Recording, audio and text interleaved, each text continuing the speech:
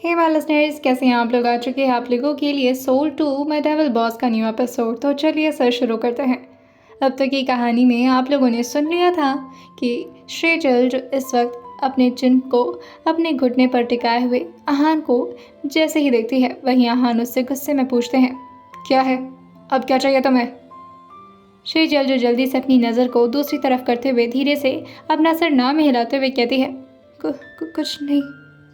और आहान की नज़र फिर से सख्त हो जाती है और वो फिर से अपने स्क्रीन पर देखने लगते हैं। वहीं श्रीजल जिसने अभी आहान की ही दी हुई हुडी पहनी हुई थी और उसमें उसके पैर पूरी तरह से ढक नहीं पा रहे थे, जिसकी वजह से वो लगातार अपने हाथों से अपने पैर को ढकने की कोशिश कर रही थी। साथ ही नीचे का फ्लोर जो कि काफ़ी ज़्यादा ठंडा था, टाइल्स की ठंडक जो लगातार श्रीजल के पैरों को ठंडा कर रही थी। वहीं कुछ ही मिनटों में 2 स्टाफ मेंबर एक लग्जरी लंच ट्रॉली लेकर के अंदर आती हैं। वो जैसे ही अंदर आई थी, आहान की नज़र एक बार के लिए उस तरफ चली जाती है। ट्रे में महंगे बर्तनों में सजा हुआ खाना ऐसा लग रहा था जैसे किसी 5 स्टार का खाना हो। वहीं वो आहान के बगल में ट्रॉली को ले जाते हुए कहती हैं, सर खाना सर्व कर दिया जाए। आहान जो अपने सर को एक बार उस स्टाफ की तरफ घुमाते हैं और फिर श्रीजल को देखते हैं और फिर उन दोनों स्टाफ को लगभग डांटते हुए आवाज़ में कहते हैं, निकलो बाहर, मुझे तुम दोनों की ज़रूरत नहीं है, यहाँ पर मेरे पास ऑलरेडी एक मेड है। और ये बोल कर के वो श्रीजल को ही देखने लगते हैं। वो 2 स्टाफ आपस में एक दूसरे को देखती हैं, लेकिन उन लोग की कुछ भी बोलने की हिम्मत नहीं होती। अब जैसा आहान ने बोला था, उनका ऑर्डर उनको मानना ही पड़ता है। वो दोनों स्टाफ वहाँ से अपना सिर झुका करके चली जाती हैं। वहीं आहान जो सामने बैठी श्रीजल को देख कर कहते हैं, तुम्हें कोई इन्विटेशन कार्ड ले आकर के दूँ मैं? उठो और ये खाना सर्व करो मुझे।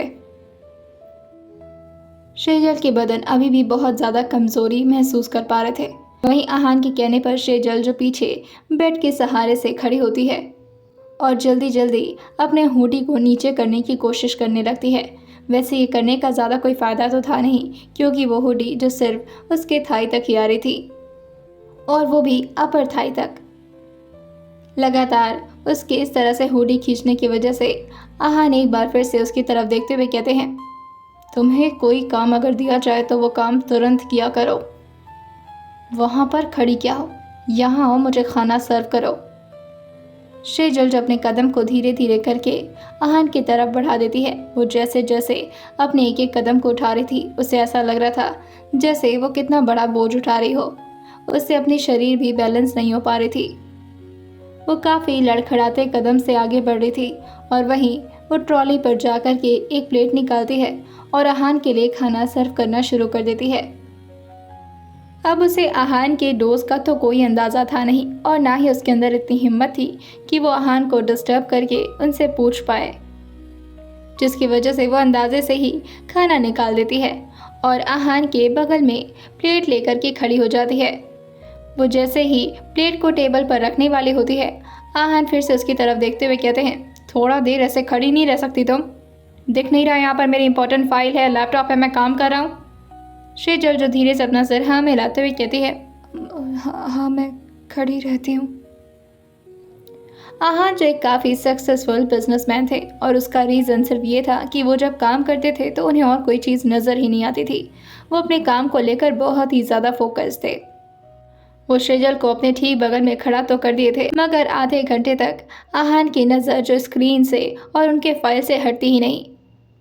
वो अपने हाथ में एक पेन को लेकर के फाइल में लगातार साइन कर रहे थे और फिर स्क्रीन पर देखते हुए कुछ पढ़ रहे थे।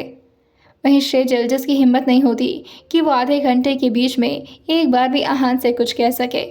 वहीं जैसे ही आहान ने अपने पेन को कांच के टेबल पर ड्रॉप किया था, श्रीजल जो अपने कदम को हल्का सा आगे बढ़ाती है और वो आहान के साइड से हल्का सामने आते हुए कहती है, आपका खाना ठंडा हो रहा है, खा लीजिए। मगर आहान अभी भी उसकी तरफ नहीं देखते। श्रीजल जो फिर से कहती है, आपका खाना। आधे घंटे से इस तरह से खड़े रहने के बाद श्रीजल को ऐसा लग रहा था जैसे उसने खाने का प्लेट न उठाया बल्कि कोई पहाड़ उठा लिया हो। श्रीजल से अपना बैलेंस तो कंट्रोल हो नहीं पा रहा था, भला वो प्लेट के बोझ को भी क्या संभाल पाती। उसके हाथ बहुत ही ज़्यादा भारी होने लगे थे, मगर आहान शायद जानबूझ करके ही श्रीजल की बात नहीं सुनते। वो फिर से आगे की तरफ बेंड होते हैं और अपने लैपटॉप में कुछ लिखना शुरू कर देते हैं। उनकी उंगलियां जो लगातार लैपटॉप के कीपैड पर इधर उधर दौड़ रही थीं। आहान जो लगातार अपनी स्क्रीन पर ही अपनी नज़र को गड़ाए हुए थे, मगर तभी एक पल के लिए उनकी नज़र स्क्रीन से हटती है और स्क्रीन के बगल की तरफ चली जाती है। वहीं आहान की नज़र उस जगह पर थोड़ी देर के लिए ठहर सी जाती है। आहान के सामने इस वक्त श्रीजल की थाई थी, वो हुडी जो सिर्फ उसके अपर थाई तक ही आ रहा था, और वहीं उसके लेफ्ट थाई की तरफ एक बहुत ही छोटा और प्यारा सा तिल था जो उसके गोरे पैरों के ऊपर और ज़्यादा खूबसूरत लग रहा था। कुछ पल इसी तरह उस तिल को देखने की वजह से आहान की भौं एकदम से सिकुड़ती हैं और वो झटके से अपनी नज़र को स्क्रीन पर करते हुए खुद से ही कहते हैं, What the? Am I a stupid? वो सिर्फ मेरी एक खरीदी हुई चीज़ है। She is just a maid for me. मैं उसे इस तरह से नहीं देख सकता। आहान खुराना लड़कियों से सिर्फ नफरत कर सकता है, अट्रैक्शन नहीं। लेकिन उनके दिमाग ने शेजल के खूबसूरत पैर और उसके तिल के अलावा कुछ और भी नोटिस किया था, और वो था शेजल के कांपते हुए पैर जो ज़्यादा देर खड़े रहने की वजह से कांपने लगे थे। आहान एक बार अपने चेहरे को हल्का सा टिल्ट करते हुए शेजल के चेहरे की तरफ घुमाते हैं, लेकिन वो ऐसा प्रिटेंड कर रहे थे जैसे वो शेजल को नहीं बल्कि अपने कमरे को देख रहे हैं। जैसे उनकी नज़र शेजल के चेहरे पर जाती है, वो देखते हैं कि शेजल की आंखें पूरी तरह से थकी हुई लग रही थीं और वहीं उसके हाथ भी काँप रहे थे, जिसकी वजह से आहान थोड़े रफ टोन में उससे कहते हैं, तुम क्या सर पर खड़ी रहोगी मेरे, बैठ नहीं पा रही हो? जहाँ पूरे कमरे में खामोशी छाई हुई थी, वहीं अचानक से आहान की आवाज़ ने पूरे खामोशी को चीरते हुए शेजल को डरा दिया था। शेजल एकदम से हड़बड़ाते हुए कहती है, जी जी बैठती हूँ, और ये बोल करके वो धीरे से नीचे की तरफ बैठने वाली होती है कि तभी आहान उसे रोकते हुए कहते हैं, वहाँ कहाँ बैठ रही हो? वहाँ बैठकर खिला पाओगी तो मुझे? शेजल जैसे ये सुनती है वहीं वो आहान की तरफ देखती है और वो थोड़ा कंफ्यूज हो जाती है कि उसे अब क्या करना है। उसके चेहरे पर सिर्फ इस वक्त डर का भाव था। वहीं आहान जो अपनी जगह से थोड़ा राइट की तरफ शिफ्ट होते हुए कहते हैं, बैठो यहाँ पर। शेजल तो पहले अपने थूक को गटकती है और फिर आहान को एक बार देखती है। आहान की गुस्से भरी नज़र को देख करके वो चुपचाप आहान के बगल में बैठ जाती है और वहीं आहान उससे कहते हैं, अब खिलाओ मुझे। वहीं शेजल को फोक और नाइफ की यूज़ करने की आदत तो थी नहीं, जिसकी वजह से वो अपने हाथ से ही आहान को एक बाइट खिलाती है। आहान को खाना खिलाते वक्त भी उसके हाथ लगातार कांप रहे थे, जिसे आहान हल्का सा नोटिस कर लेते हैं। काम करते करते एक बार और वो शेजल की तरफ अपने चेहरे को घुमा देते हैं। शेजल अपनी गोद में रखे प्लेट की तरफ ही देख रही थी, उसकी पलकें जो नीचे झुकी हुई थी। वहीं उसकी आंखों को देखकर लग रहा था कि उसकी आंखों में बहुत ही भारीपन है और उसके चेहरे से उसकी वीकनेस भी साफ नजर आ रही थी। ठंड की वजह से उसका चेहरा भी काफ़ी लाल हो गया था।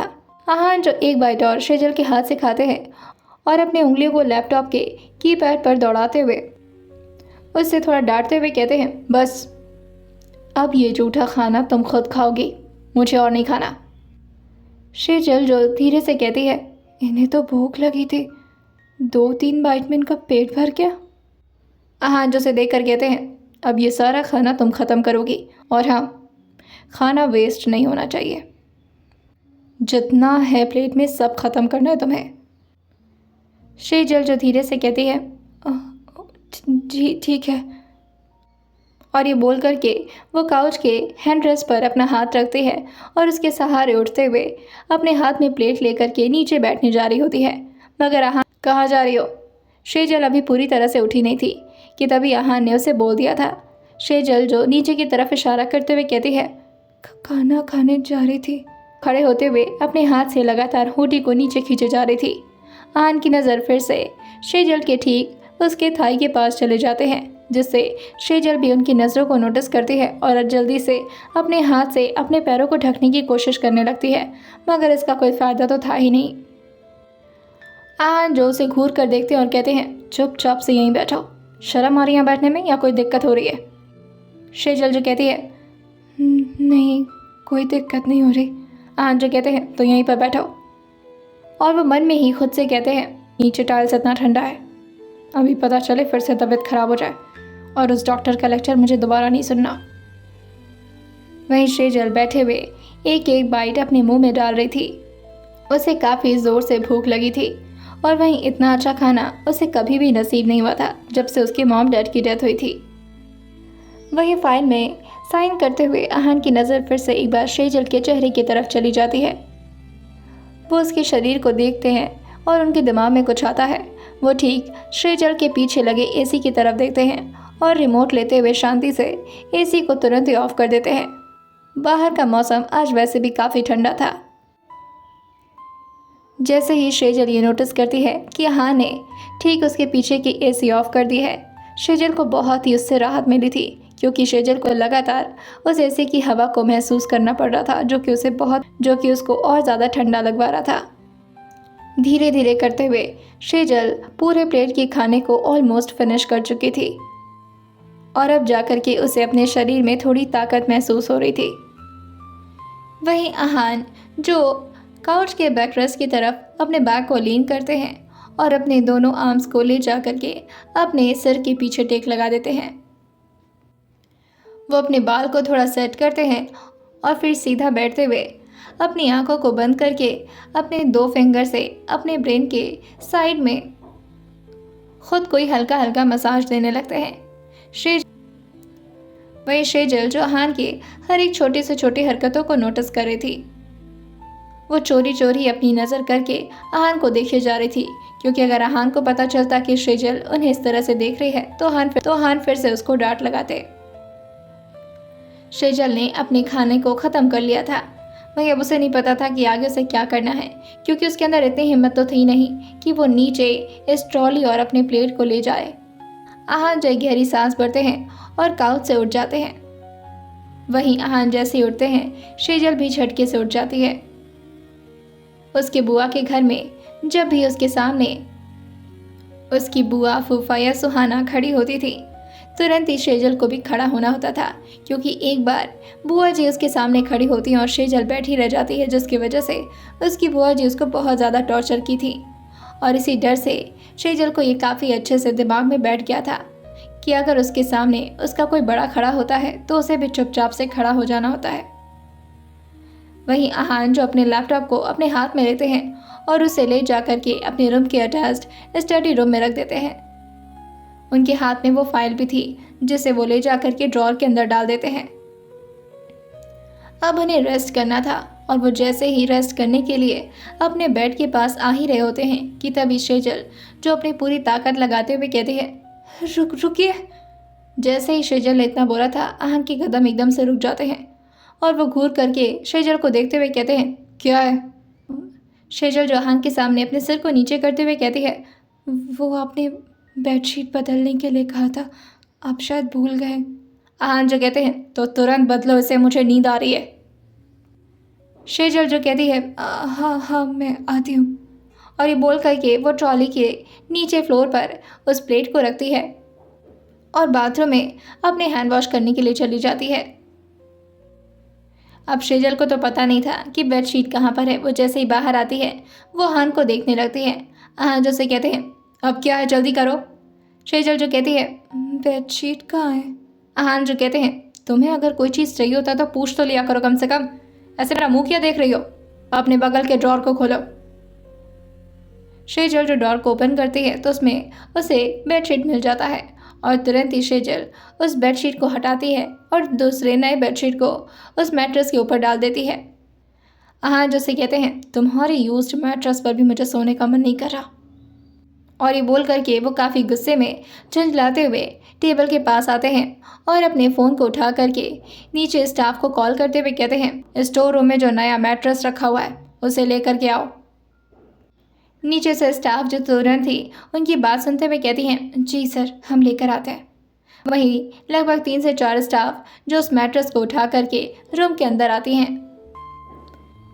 वो स्टाफ तुरंत ही मैट्रेस को चेंज करती हैं और नए मैट्रेस को लगा देती हैं और साथ ही वो बेडशीट भी बिछा देती हैं। अहान जो ट्रॉली की तरफ देखते हुए कहते हैं, उसे भी लेकर के जाओ यहाँ से। और ये बोल करके अहान जो तुरंत ही अपने बेड पर आते हैं और आराम से अपने आर्म्स को पीछे करते हुए लेट जाते हैं। वहीं शेजल भी थोड़ा देर वहीं पर खड़ी रहती है और फिर अपने कदम को काउच की तरफ बढ़ा देती है। वो बहुत ही डरते डरते काउच के पास आकर के बैठती है और वहीं उसके ठीक सामने आहान, जो कि लगातार अपने फोरहेड पर अपनी 2 उंगलियों से रब किए जा रहे थे। शेजल का दिल चाह रहा था कि वो कुछ कहे, मगर उसकी हिम्मत नहीं हो रही थी। आहान जो अपनी आंखें बंद करके सोने की कोशिश करते हैं, लेकिन 2 से 3 मिनट में बार बार वो इधर उधर सिर्फ करवट ही बदल पा रहे थे। उन्हें नींद नहीं आ रही थी। आहान को ये काफ़ी ज़्यादा स्ट्रेसफुल लगता है, जिसकी वजह से वो बहुत ज़्यादा फ्रस्ट्रेट हो रहे थे। वहीं शेजल धीरे से काउच से उठती है और उनके पास आते हुए कहती है, आपको कोई प्रॉब्लम है क्या? आहान के कानों में शेजल की बात क्लियरली तो नहीं पहुंची थी, मगर वो जैसे ही कुछ खुसफुसाने की आवाज़ सुनते हैं, वो पीछे मुड़ करके देखते हैं। वो शेजल जो उन्हीं की तरफ थोड़ा बेंड हो रही थी। आहान जैसे कहते हैं, तुम यहाँ क्या कर रही हो? दूर रहो मुझसे। शेजल जो पीछे होते हुए कहती है, सॉरी, पर आपको कोई दिक्कत हो रही है? आहान जो कहते हैं, तुम्हें उससे कोई लेना देना नहीं होना चाहिए। शेजल जो कहती है, सॉरी, पर मैं हेड मसाज अच्छा देती हूँ। जैसे ही शेजल ने इतना बोला था, आहान जो अपनी भौवें चढ़ाकर कहते हैं, क्या देती हो? शेजल जो कहती है, हेड मसाज मैं घर पर किया करती थी सबका। बुआ जी बहुत खुश हो जाया करती थी। अगर आप कहें तो। आहान जो कहते हैं, अच्छा, तो तुम मेरे मसाज करोगी? शेजल जो कहती है, आप कहें तो, वरना कोई बात नहीं। आहान जो उसे घूरते हुए देखकर कहते हैं, दूर रहो मुझसे, और वैसे भी सबसे बड़ी सिरदर्द इस वक्त तुम ही हो मेरे लिए। मुझे तुम्हारे हेड मसाज की ज़रूरत नहीं है। कहते हैं। उनकी नज़र जो इस वक्त लगातार सीलिंग को घूरे जा रही थी, और इस वक्त उन्हें पता नहीं क्यों लेकिन बहुत ही गुस्सा आ रहा था। वैसे गुस्सा तो उन्हें हमेशा आया करता था, लेकिन आज उन्हें कुछ ज़्यादा ही एंजाइटी फील हो रही थी। वही उनके बगल में रखा उनका आईफोन जो धीरे धीरे वाइब्रेट करने लगता है। आहान जो फ्रस्ट्रेट होते हुए अपने फ़ोन को उठाते हैं और स्क्रीन पर देखते हुए कहते हैं, ओह गॉड, कितने बार। और फिर वो फ़ोन को रिसीव करते हुए कहते हैं, हेलो। दूसरी तरफ से बहुत ही काम आवाज़ आती है, हेलो सर, आज आप आएंगे नहीं? आहान जो कहते हैं, थेरेपी मुझे लेनी होती है, लेकिन परेशान तुम हो जाते हो। मेरा मन करेगा तो आऊँगा, अदरवाइज नो। वहीं दूसरी तरफ से फिर से वही काम वॉइस आती है, सर, पर it's really necessary for your health. अगर आप थेरेपी नहीं लेंगे तो प्रॉब्लम हो सकती है। आहान जैसे कहते हैं, अच्छा, तुम्हें लगता है कि तुम्हारे थेरेपी के बिना मैं जी नहीं सकता हूँ? मैं किसी पर भी डिपेंडेंट नहीं हूँ। बार बार मुझे इस तरह से परेशान करना बंद करो। वहीं दूसरी तरफ से वो थेरेपिस्ट जो कहता है, सर, आपकी एंजाइटी लेवल फिर से बढ़ रही है। आपने 2 वीक से थेरेपी ली नहीं है सर। अगर आप इसी तरह से करेंगे तो प्रॉब्लम हो जाएगी। आहान जो कहते हैं, प्रॉब्लम मुझे हो रही है, तुम्हें क्या दिक्कत है? तुम अपने फीस और अपने काम से मतलब रखो, तुम्हारा पेमेंट तुम तक पहुंच जाएगा। वहीं शेजल जो फिर से जाकर के काउच पर बैठ गई थी। वहीं आहान ने काफ़ी गुस्से में उस फ़ोन को कट करके तुरंत ही उसे फेंक दिया था, और वो फ़ोन जा कर के नीचे टाइल्स पर गिर जाता है। शेजल जो आहान की इस हरकत को देखकर अपनी थूक गटक लेती है और खुद के पैरों को अपने ही बाहों में समेटते हुए हल्का डरने लगती है। उसे नहीं पता था कि अब आहान उसके साथ क्या करने वाले हैं। वहीं आहान की नज़र पहले तो सीलिंग पर जाती है और उसके बाद फिर से वो करवट लेते हैं। जैसे ही उन्होंने अपने ठीक राइट साइड में करवट लिया था, वो देखते हैं कि शेजल जो छुपते छुपाते उन्हीं को देखे जा रही है। लेकिन जैसे ही शेजल भी नोटिस करती है कि आहान की नज़र उसकी तरफ पड़ रही है, वो जल्दी से अपने चेहरे को दूसरी तरफ घुमा लेती है। थोड़ा देर आहान उसे घूरते हैं और फिर अपनी भौहों को सिकोड़ते हुए कहते हैं, इधर आओ। शेजल धीरे से अपने चेहरे को आहान की तरफ करती है और खड़े होते हुए कहती है, जी मैं। आहान जो कहते हैं, नहीं, वहाँ पर रखे कांच के टेबल को बोल रहा हूँ मैं। पागल हो क्या तुम? ऑब्वियसली तुम्हें ही बुलाऊंगा ना। शेजल जो धीरे से अपनी कदम को आगे बढ़ाते हुए कहती है, हाँ हाँ। वही शेजल जैसे ही आगे बढ़ रही थी, उसके पैरों तले आहान का वही फ़ोन पड़ जाता है। वो झटके से अपने पैरों को पीछे करती है और उस फ़ोन को नीचे से उठाती है और अपने कदम को आगे बढ़ाते हुए आहान की तरफ उस फ़ोन को बढ़ा देती है। आहान जो पहले उसके हाथ से फ़ोन लेते हैं और गुस्से मुझसे कहते हैं, बिना मेरे बेड पर बैठे हेड मसाज दे सकती हो मुझे? शेजल जो अपना सिर हाँ मिलाते हुए कहती है, हाँ जी मैं दे सकती हूँ, बस आप यहाँ साइड में आ जाइए। अगर आपके सर इधर रहेंगे तो मैं दे दूँगी। हाँ जो कहते हैं, और अगर मुझे उससे रिलीफ नहीं मिला तो याद रखना मेरा सारा स्ट्रेस तुम्हारे ऊपर उतरेगा। शेजल जो अपना सिर हाँ मिलाते हुए कहती है, जी जी ठीक है। तो अपने सामने रखे वार्डरोब की तरफ उसे इशारा करते हुए कहते हैं, जाओ जल्दी से हेयर ऑयल लेकर आओ। वह शेजल आहान के कहे मुताबिक उसी वार्डरोब की तरफ जाती है और उसका दरवाज़ा खोल करके हेयर ऑयल अपने हाथ में ले लेती है। जैसे ही वो वार्डरोब का दरवाज़ा बंद करने वाली होती है कि उसकी नज़र एक डिब्बी पर चली जाती है। उस डिब्बी के ऊपर लिखा हुआ था एंटी डिप्रेशन पिल्स। वही उसे हेयर ऑयल लाने में थोड़ा वक्त लगता है तो पीछे से हान उसे कहते हैं, क्या हो गया, वहाँ पर ऑयल बनाने लगी हो तुम? शेजल जल्दी से घबराते हुए वार्डरोब का दरवाज़ा फिर से बंद कर लेती है और अपने कदम को फिर से बेड की तरफ बढ़ा देती है। वहीं आहान ने भी अपने सिर को उसी की तरफ कर रखा था। वहीं शेजल जो 2 ऑयल को मिक्स करते हुए अपने हाथ में लेती है और उसे अपने हाथ में थोड़ा सा रब करती है। उसके हाथ अब लगभग थोड़े गर्म हो चुके थे। वहीं शेजल जो अपने हाथों की उंगलियों से धीरे धीरे आहान के फोरहेड पर पहले उसे हल्का सा टच करती है और हल्के गुलाई में उसे रगड़ना शुरू कर देती है। शेजल की उंगलियां जो इस वक्त आहान के भौहों के बीच में थीं, वहीं से वो शुरू करके उनके कान की तरफ जाती है। इस वक्त आहान की सांसें जो काफ़ी हद तक बढ़ी हुई थी, मगर धीरे धीरे करके उनकी सांसें थमने लगती हैं। लगभग 5 सेकंड के लिए वो आहान के फोरहेड पर हल्का सा प्रेशर बनाती है और साथ ही उनके कान के पीछे के एरिया में। शेजल की उंगलियां जो बहुत ही धीरे धीरे करके उनके सर के टॉप के पास चली जाती हैं और वहीं सर्कुलर मोशन में वो हल्का हल्का प्रेशर डालती है। वो धीरे वहीं अब शेजल जो उंगलियों को आहिस्ता आहिस्ता करके अर्नव के सर के टॉप पर ले जाती है और उसे सर्कुलर मोशन में हल्का हल्का प्रेशर डालते हुए मसाज करने लगती है। आहान की पलकों में कंपन अब थोड़ी कम हो गई थी। वहीं आहान के माथों की शिकनें भी अब धीरे धीरे खत्म हो रही थीं। आहान की ब्रेन की नसें भी जो अब तक तनी हुई थीं, वो अब धीरे धीरे करके शांत हो रही थीं। वो अपने दोनों अंगूठों से उनके नेक के बेस को अंदर की ओर सर्कुलर मोशन में प्रेशर देती है, जिससे आहान को काफ़ी रिलैक्स मिलता है। वहीं आहान जो इस वक्त अपने पेट की बल लेट गए थे और वहीं शेजल के हाथ जो इस वक्त आहान के नेक के पास थे और उनके नेक के बेस को वो धीरे धीरे सर्कुलर मोशन में मसाज दे रही थी। आहान जो उसके हाथ के प्रेशर को फील करके बहुत ही ज़्यादा रिलैक्स महसूस करते हैं, जैसे कई अरसों के बाद उन्हें यह आराम मिला हो। वहीं आहान जो अब आराम से पीछे सिर करके लेट चुके थे और उनकी आंखें अब पूरी तरह से बंद हो चुकी थीं और उसमें अब ज़रा सा भी फड़फड़ाहट नजर नहीं आ रहा था। आहान को धीरे धीरे करके गहरी नींद आ जाती है। वहीं शेजल को जैसे ही महसूस होता है कि आहान अब धीरे धीरे गहरी नींद में जा चुके हैं, तो वो धीरे धीरे करके अपने हाथ को नीचे कर देती है और आहान से वो दूर जाने वाली होती है कि तभी आहान उसके हाथ को धीरे से पकड़ते हुए कहते हैं, मुझे सोना है। शेजल को कुछ समझ नहीं आता। शेजल जो अपने हाथ की तरफ देखती है और फिर आहान के हाथ से बंधे हुए अपने कलाई को धीरे से उनके हाथ से छुड़ाने की कोशिश करती है, मगर इसका कोई फ़ायदा नहीं था। आहान झटके से उसे अपने बेड की तरफ खींच लेते हैं।